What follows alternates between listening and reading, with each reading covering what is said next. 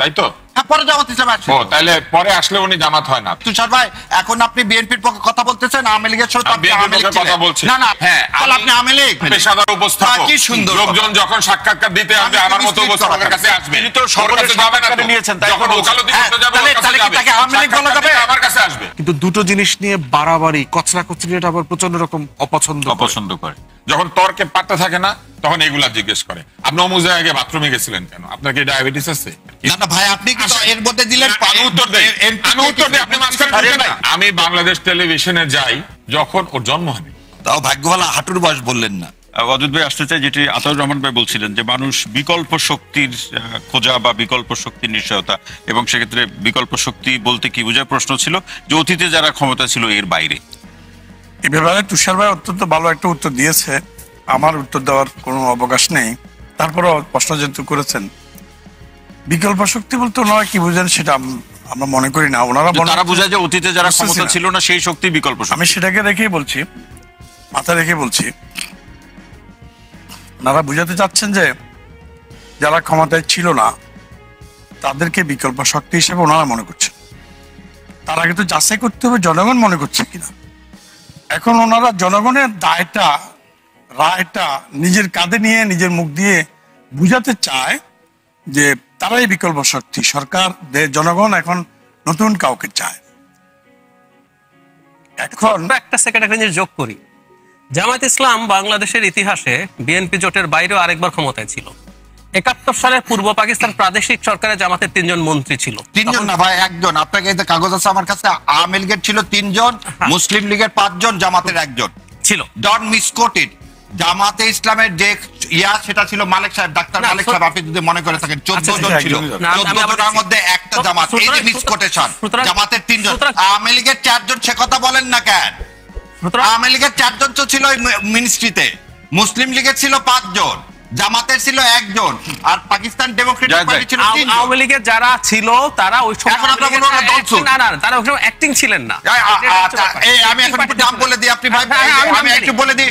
ওবায়দুল্লাহ মজুমদার জাতীয় পরিষদ সদস্য, ৭০ সালে নির্বাচিত। আপনি কেমন করে বললেন সে আওয়ামী লীগের না? আপনি শামসুল হক ৭০ সালে আওয়ামী লীগের এমপি, ভুল করছেন। বংশপ্রু। ৭০ সালের নির্বাচনে যে আওয়ামী লীগাররা আছে তারা ওখান থেকে চলে গেছেন, তারা এই যাবতীয় যুদ্ধের পার্ট হয়েছেন। যারা ওখানে গিয়ে সরকারে থেকেছেন তাদেরকে আপনি আওয়ামী লীগ বলতে পারেন না।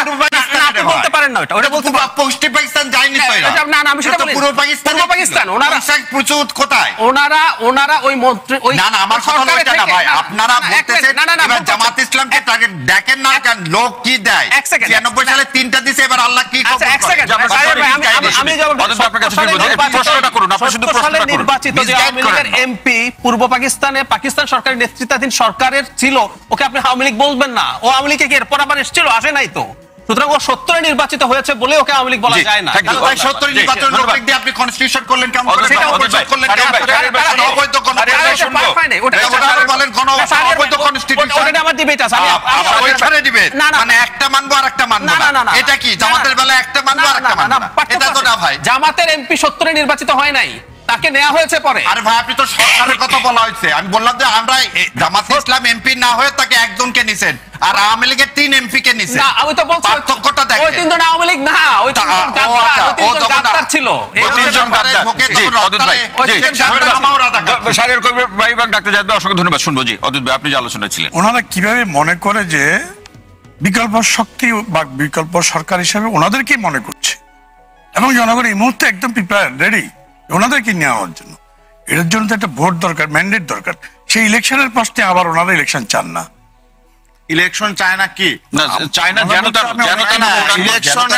ইলেকশনের জন্যই তো আমরা আন্দোলন করতেছি। জি মানে জি তুষার ভাই, এডুকেশন ডিপার্টমেন্টের মিনিস্টার ছিলেন আব্বাস আলী খান। উনি জামাত ইসলাম ছিলেন না তো, তাই না? উনি জামাত ইসলামে একমাত্র আব্বাস আলী খান ছিলেন। হ্যাঁ, তারপরে ছিলেন রেভিনিউ ডিপার্টমেন্টে AKM Yusuf, Pakistan Democratic party, পরে জামাত ইসলামে যোগ দিয়েছেন আব্বাস আলী খান সাহেব। আব্বাস আলী খান তো বললেনই একবার। হ্যাঁ হ্যাঁ, আর এ কে এম ইউসুফ ছিল পাকিস্তান ডেমোক্রেট পার্টি, পরে জামাত ইসলামে আসছেন আপনি ওখান থেকে। পরে জামাত ইসলামে আসছেন? আর আমি যেটা দেখাচ্ছি আপনি মানে পরে জামাত ইসলামে আসছিলেন উনি, তাই তো? হ্যাঁ, পরে জামাত ইসলামে আসছেন। ও তাহলে পরে আসলে উনি জামাত হয় না না তখন? না না, ওই সময় কে ছিল? আপনি ওই সময় লোককে ঢুকাই দিবেন। আমি এখন যদি বলি তুষার ভাই এখন আপনি বিএনপির পক্ষে কথা বলতেছেন, আওয়ামী লীগের সময় তো আপনি বিএনপির আওয়ামী লীগ পক্ষে কথা ছিলেন। বলছি। না না, আওয়ামী লীগ ছিলেন, তাহলে কি জিনিসটা কি রকম হবে? না, আওয়ামী লীগের সময় আমি আওয়ামী লীগ ছিলাম না, এখন আমি শোনেন, বিএনপি না। শোনেন, আপনি জয়ের জ্ঞান নিছেন। হ্যাঁ, আমি নিছি। আপনি নিছেন, আবার বলেন না এবার এই আসেন, কথা। এবার আসেন, এবার আমি কথা উত্তর বলেন দেই। না, এসব বলেন না। আমি ফখরুল ইসলাম আলমগীরের আপনি তো- সাক্ষাৎকার তাহলে নিয়েছি। তাহলে আপনি কি আওয়ামী লীগ? হ্যাঁ, তাহলে আপনি আওয়ামী লীগ? আপনি আমি জয়েরটা জামাত নিছেন, ইসলামের ফখরুল লোকজনের ইসলাম সাক্ষাৎকার আলমগীরটা নিয়েছি। নিছেন, আমি তাহলে একজন আওয়ামী লীগ। পেশাদার উপস্থাপক। কি সুন্দর লোকজন যখন সাক্ষাৎকার দিতে আসবে আমার মতো উপস্থাপকের কাছে আসবে। তিনি তো ওর সকলের কাছে যাবে না তো। সাক্ষাৎকার নিয়েছেন, তাই যখন তো ওকালতি হ্যাঁ, করতে যাবে ওর কাছে তাহলে কি যাবে। তাকে আওয়ামী লীগ বলা সাক্ষাৎকার যাবে? দিতে আমার কাছে আসবে। তাহলে কি আওয়ামী লীগ বলা যাবে? আর যে লোকটা পাকিস্তান ডেমোক্রেটিক পার্টি করতো, ধরে নেন মুসলিম লীগ যারা করতো, পরে বিএনপি আসছে, তাদেরকে আপনি বিএনপিতে আসার আগে কি বলবেন? মুসলিম লীগ। আর বিএনপি আসার পর তো বিএনপি বলবেন না মুসলিম লীগ বলবেন? আমি সে কথাটাই বলছি। উনি যখন জি, জয়েন তুষার নিছেন ভাই, তখন তো তাকে তুষার আওয়ামী ভাই, লীগ বলবো জি না। শাহের ভাই, আপনার প্রশ্ন নিশ্চয়ই তুষার ভাই বুঝতে পেরেছেন। তুষার ভাই শুনতে চাই যে তুষার ভাই কেন ইন্টারভিউ নিয়েছেন, সেটার প্রশ্ন ছিল। হ্যাঁ, আমি কেন ইন্টারভিউ নিয়েছি এটা আমার ব্যক্তিগত না, প্রশ্ন। তিনি জানতে এগুলো চাচ্ছেন। হচ্ছে না না, উনি এটা প্রথম জিনিস বোঝার চেষ্টা করেন। যখন তর্কে পাত্তা থাকে না তখন এগুলা জিজ্ঞেস করে। আপনি অমুক জায়গায় বাথরুমে গেছিলেন কেন? আপনার কি ডায়াবেটিস আছে? উত্তরটা এটা হবে আর কি। না না ভাই, আপনি কি তো এর মধ্যে দিলেন? আমি উত্তর দেই, আমি উত্তর দেই, আপনি মাঝখানে ঢুকেন না। আমি উত্তর দিচ্ছি। আমি বাংলাদেশ টেলিভিশনে যাই যখন ওর জন্ম হয়, এবং আমি টেলিভিশনে শুধু উপস্থাপনা করি না, আমি বিতর্ক করছি। বাংলাদেশে যদি 5-10টা উপস্থাপকের নাম বলা হয়, কেউ পক্ষপাত না করলে আমার নাম বলতো। তাও ভাগ্য ভালো হাঁটুর বয়স বললেন না। না বলতো, হ্যাঁ এটা বলেননি, ভাগ্য ভালো। আপনি আমার বয়স জানেন না। হবে না, ওই কথাই বলেন না, রেবে মানুষ বাংলা ব্যাকরণ পড়তে হবে। এসব আন্ডারমাইন করেন না। আপনি হয় এটা বন্ধ করবেন। শাহের ভাই, তুষার ভাই শেষ করুক, এরপর আপনার করবেন। জি জি। হাঁটুর বয়স একটা বাগধারা। হরলাল রায় পড়লে তো ভালো হতো, জ্যাকব পড়ে বাংলা ব্যাকরণ। সারাদিন। শাহের ভাই, প্লিজ, সারাদিন জ্যাকব প্রশ্ন থাকলে আপনি সারাদিন লিখে রাখুন। জ্যাকব আমিও লিখে পড়ে। রাখছি যে আমরা পরে শুনবো। সারাদিন জ্যাকব পড়ে তো, ভারতীয় বইপত্র পড়াশোনা করে। হরলাল রায় পড়ে নাই। হাঁটুর বয়স একটা বাগধারা, ঠিক আছে? এবং এই বাগধারা আমরা ছোটবেলায় পড়াশোনা করে পরীক্ষা দিয়ে পাশ করে আসতো, অটো পাস না তো। এবার আছে, আমি একজন বাংলাদেশের উপস্থাপক, আমার কাছে সাক্ষাৎকার দেয় নাই এরকম খুব কম লোকজন আছে। আমি কারো সামনে অনুষ্ঠান করি নাই এরকম খুব কম লোকজন আছে। কারো সাক্ষাৎকার নিলে সে তার দলে চলে যায় না, ইন্টারভিউ করে ল্যারি কিং, এই জন্য সে রিপাবলিকান হয়ে যায় কিংবা অন্য কোনো পার্টিতে চলে যায়। ক্রিস্টিয়ানা আমানপুর ইন্টারভিউ করে, তারা কেউ বলে উনি রিপাবলিকান না ডেমোক্র্যাট? একমাত্র বাংলাদেশে এক চোখ কানা এবং দল কানা লোকজন এইভাবে কথাবার্তা বলে। একটা উপস্থাপক, সে প্রফেশনাল উপস্থাপক, সে পয়সা নিয়ে উপস্থাপনা করে এবং এটা তার পেশা। এবং বাংলাদেশের সবচেয়ে হাইয়েস্ট পেইড উপস্থাপক যারা, তাদের মধ্যে আমি একজন। এখন আমার জবাব দিতে হবে, আমি কবে কার সাক্ষাৎকার নিছি, আমি কবে কার সাক্ষাৎকার নেই নাই। 2018 ইলেকশনে ফখরুল ইসলাম আলমগীর সাহেব শুধু আমাকে সাক্ষাৎকার দিচ্ছেন, আর কাউকে দেন নাই, কোন সাংবাদিককেও ঢুকতে দেন নাই। এই জন্য আমি বিএনপি হয়ে গেছি। একমাত্র আমি দুইটা বড় দলের জেনারেল সেক্রেটারিকে সাক্ষাৎকার নিয়েছি, এই জন্য আমি আওয়ামী লীগের বিএনপি হয়ে গেছি। এটা আমার কাজ। আজকে যদি কেউ আওয়ামী লীগের মালিকানা আছে, এরকম কোন টিভি চ্যানেলে চাকরি করে, তাহলে সে আওয়ামী লীগের হয়ে যাবে? ইসলামের ফ্যাক্টরিতে যারা চাকরি করেছে তারা সবাই চোর। এই ট্যাগিং এর রাজনীতি, লোকজনের পিছনে একটা, ওই যে ছোটবেলা আমরা দেখতাম যে একটা ছাত্রছাত্রী হেঁটে দেয়, পিছে একটা কাগজ লাগায় দেয়। এই ট্যাগিং এর রাজনীতি হচ্ছে সবচেয়ে দুর্বল লোকেরা করে।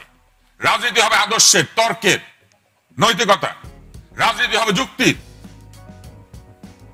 সেই সব রাজনীতি বাদ দিয়া যখন কথাবার্তায় দুর্বলতা দেখা দেয়, তখন বলতে থাকে আপনি তো অমুক, আপনি তো তমুক, আপনি তো যাই গতদিন মান্নার দলের ছিলেন, আপনি তো বিএনপি হয়ে যাচ্ছেন। কি কারণে আমি বিএনপি হইতে যাবো, আর কি কারণে আমি আওয়ামী লীগ হইতে যাবো? আমি একমাত্র উপস্থাপক যাকে আওয়ামী লীগও ব্যান করেছিল, বিএনপিও ব্যান করেছিল। এবং দুইটা দলই আমাকে টেলিভিশনে ঢুকতে দিত না কিছুদিনের জন্য। কি কারণে? এই কারণে যে এক দল সবসময় তার বিপক্ষে গেলে মনে করে সে আরেক দল, এবং এইভাবে বাংলাদেশটাকে ধ্বংস করা হয়েছে। এইভাবে সব জায়গাতে মেধাকে ঠেলে দিয়ে বলা হয়েছে, তুমি আমার দল হইলে তুমি মেধাবী, আর তুমি আমার দল না হইলে তুমি অন্য কিছু। সামনে কি সেই ট্যাগিং বাড়বে না কমবে? সামনে সেই ট্যাগিং বাড়বে। কারা বাড়াবে? তারা যদি ক্ষমতায় যায়, যারা ট্যাগিং এর রাজনীতি করে। আর যারা করে না তারা ক্ষমতা গেলে এটা বাড়বে না।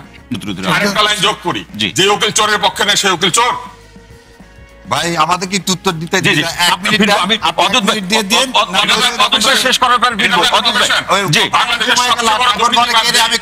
সবচেয়ে দামি লয়ারকে ইয়ে করে, নিযুক্ত করে, কারণ সে পয়সা দিতে পারে।